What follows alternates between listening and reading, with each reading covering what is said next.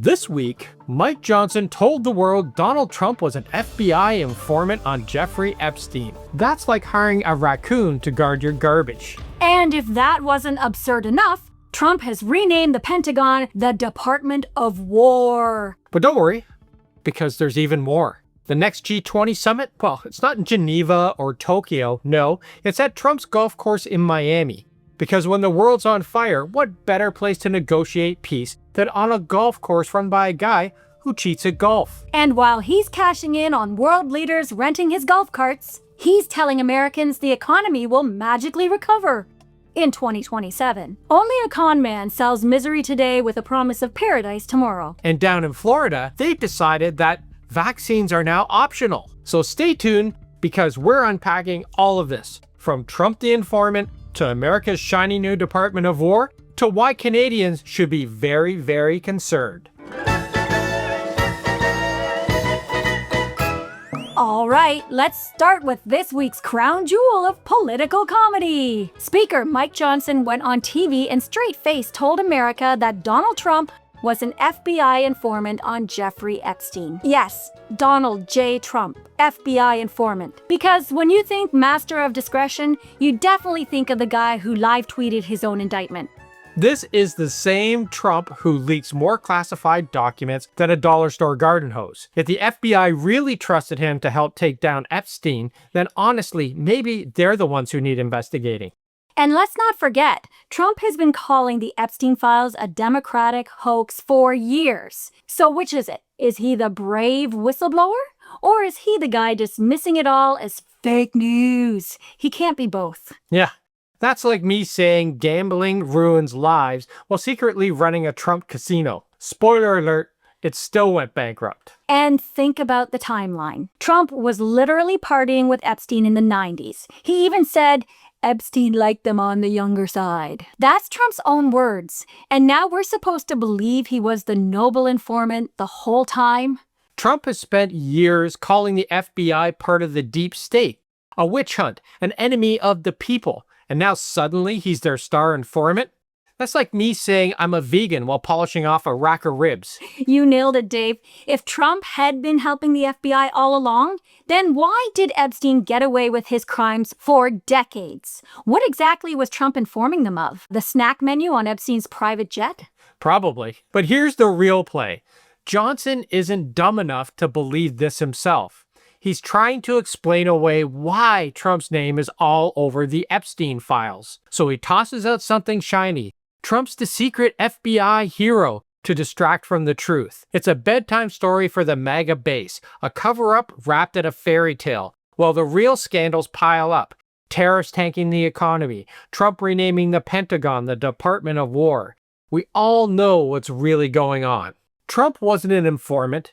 He was the one at the party. And Canadians, take note. This doesn't stop at the border. We saw it with the Freedom Convoy. We see it with Canadian conservatives parroting MAGA talking points.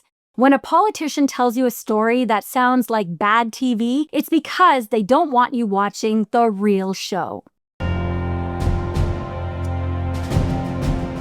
All right, next up, Trump renamed the Pentagon. So now it's no longer the Department of Defense, it's officially the Department of War.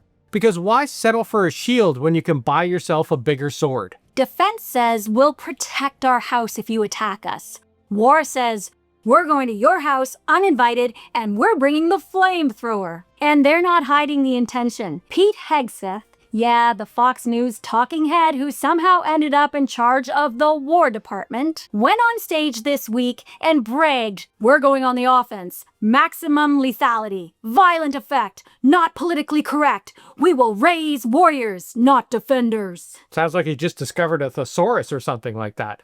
But hang on, who are they going on the offensive against? Blue states? Journalists? Canada?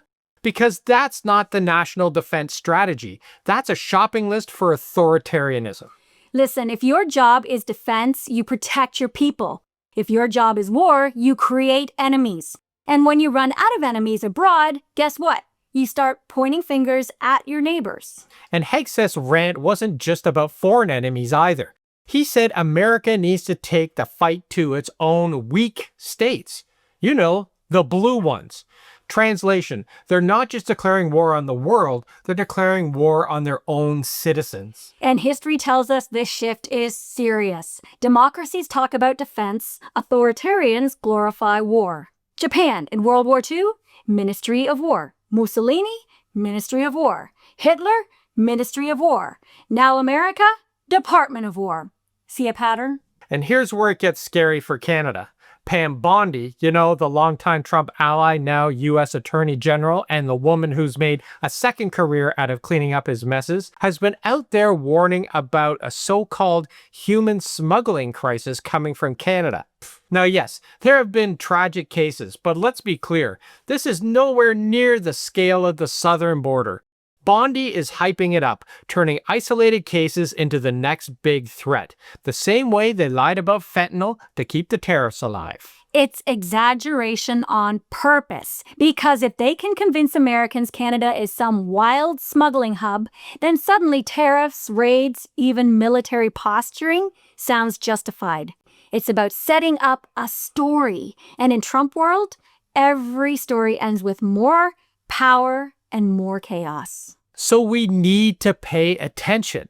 If America's new official stance is offense first, then what does that mean for NORAD, for NATO? We're their northern front line. Are they setting up the excuse for a future invasion? Because if Washington can say blue states are the enemy, what do you think they'll say about Ottawa? He used this phrase about intentionality through use of force. It's basically a polite way of saying, we're going to do whatever we want, and we're going to do it violently. And they've already proved it. They bragged about a strike on a Venezuelan boat in international waters and then cut the video like it was some Call of Duty highlight reel. If that's their definition of defense, what's next? So to be clear, this isn't just a rebrand, it's a warning.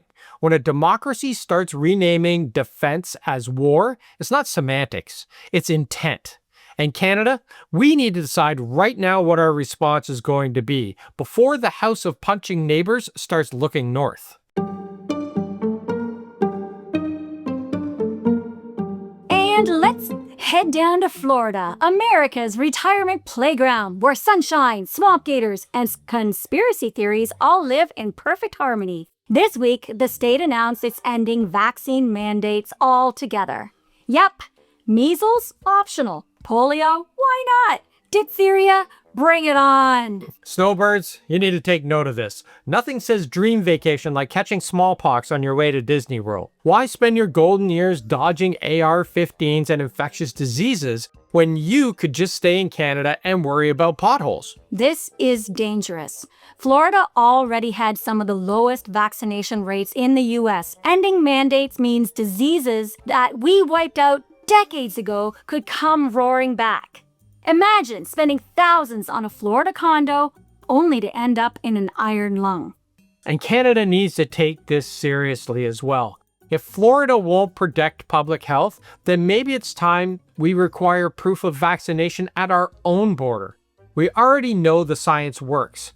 I've had every shot. Deb's had every shot. Our parents in their 80s have had them all. And honestly, they're healthier than most 60-year-olds we know. Truth. Vaccines protect lives. And if Canada wants to keep people safe, we can't just shrug when our neighbor decides measles is a lifestyle choice. And let's be honest, I guarantee the policymakers making these reckless decisions are all up to date on their shots. So for sure. Meanwhile, in Canada, we've spent generations building universal health care, national vaccine programs, and public trust in medicine. Are we perfect? No. But we don't treat public health like a culture war. For us, vaccines are about preventing illness, not scoring headlines. And you know why they're playing games with public health? Because in America, sickness is profitable. In a for-profit system, illness and incarceration are revenue streams. Florida just handed them a new customer base. And yet, every winter, thousands of Canadians line up to head south. Why? For what? cheaper golf and bad buffets? So Canadian snowbirds, here's the question. Why risk your health in Florida when there are safer, healthier, and sunnier options out there? Mexico, Costa Rica, Portugal, Thailand. The possibilities are endless. They're all warm, they're all welcoming, and they don't have AR-15s in every grocery store aisle, no measles in the condo pool, and way better healthcare if you actually need it. Plus, they're way cheaper and far more beautiful. So let's be blunt. Florida's decision is reckless, and Canadians need to start asking, is the sunshine really worth the risk? Because when a state treats measles like it's part of a vacation package, it's not just their problem, it becomes ours too. And by the way, if you like the way we're breaking things down, then join the A-Team. We're putting together a blooper reel just for members. All the times that I tripped over words and Deb gave me the death stare, trust me, it's almost as entertaining as watching Trump make up those numbers. If you want to see it, join the A-Team right here on YouTube. It's a close community where you can talk to us directly. It's our way of saying thank you to the people who keep us going and help support this channel. I know that there's a lot going on here in Canada, but Trump is making such a mockery of democracy, we can't ignore it. So before we continue, let's talk about the G20. Because in 2026, the biggest global summit in the world won't be held in Geneva or Tokyo or Berlin. No, it's going to be at Trump's golf course in Miami. Because of course it is. Of course he'll make money off of it, no matter what he says. Trump without grift is like Florida without humidity. It doesn't exist. The man turns public office into a private cash register. And now he's upgrading the scam. Leaders of the world's biggest economies lining up at Trump's pro shop being told, sorry, no international order without buying a MAGA polo shirt. And he says he won't profit. Sure, and I don't eat Dave's French fries off his plate. Everyone knows that's a lie. But here's the part that should make everyone nervous. Trump said he would love Putin and Xi to attend. The G20 is supposed to be about cooperation, stability, and global problem solving. Instead, Trump is turning it into dictator's day out, authoritarian Gulf weekend. What's next, a foursome with Kim Jong-un? This is dangerous because it normalizes them. It puts Putin and Xi from aggressors to honored guests. It takes authoritarian strongmen and gives them legitimacy on the world stage. And Trump gets to pocket the green fees while he's at it. And here's the Canadian angle. If Canada attends, we're legitimizing the grift too. Does Mark Carney show up at Doral knowing that Trump is cashing in? Or does he boycott and risk Trump spinning it as Canada snubbing America? Either way, Canada's stuck between enabling corruption or standing up for sovereignty. And that's why this isn't just about golf. It's about global democracy. If we let Trump turn the G20 into his personal country club, then the entire world is playing his game. And in Trump's game, the only winner is Trump. I honestly don't understand why the world doesn't just turn its back on him. But then again, that's why I'm filming in my bedroom instead of sitting in the UN. Okay. Let's talk about Trump's economic genius. Another month of bad job numbers rolled in, and his big plan to reassure Americans? He said the economy will really start booming in 2027. 2 years. That's not an economic plan. That's a con job with a calendar. He's basically moved on from his old favorite 2 weeks line. Remember that one? Anytime Trump was asked about tariffs, war, policy, anything at all, his answer was always, we'll have something in 2 weeks. It was his way of hoping that everyone would forget and move on to the next crisis.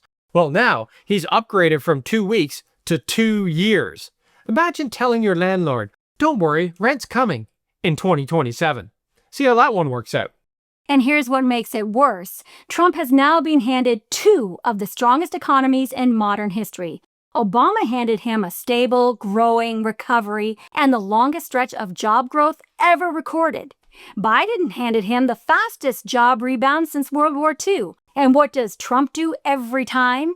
He takes those economies and drives them straight into the ditch. Trump's the guy who inherits a casino, bankrupts it, and then brags about how he won $10 at the slot machines on his way out. And it's not just about mismanagement, it's lies. Trump lies about numbers like it's a sport. Remember when he claimed he brought prescription drug prices down by 1,000%? That's Trumponomics. It's when numbers don't add up, just make up bigger ones. And then there was the Mark Zuckerberg, caught on a hot mic admitting he just pulled $600 billion out of a hat to make Trump happy. He literally whispers into Trump's ear, "Sorry, I didn't know what number you wanted to go with."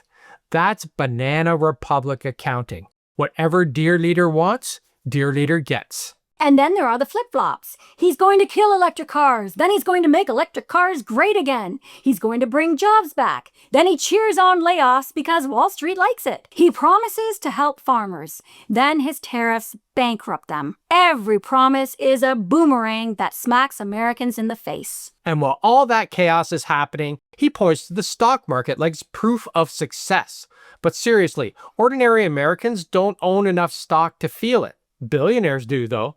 Trump's fans cheer like they've all got Wall Street portfolios when the only stock that they're holding is Trump's new sneakers. In Canada, this matters for us too, because when America sneezes, we catch the cold. Their tariffs hit our industries and their instability scares off investors. While Trump is across the border pulling numbers out of a hat and calling it policy, Mark Carney is actually rolling out a strategy to protect Canadians. This week, at his cabinet retreat, Carney unveiled billions in funding and a Buy Canadian policy to fight back against Trump's tariffs. He's launching a $5 billion fund so businesses can retool and find new markets. He's extending EI so laid-off workers can get more support, waiving wait time so people can bridge to their next job, and retraining up to 50,000 workers for the industries of the future. And he's giving real support to sectors getting hammered by tariffs.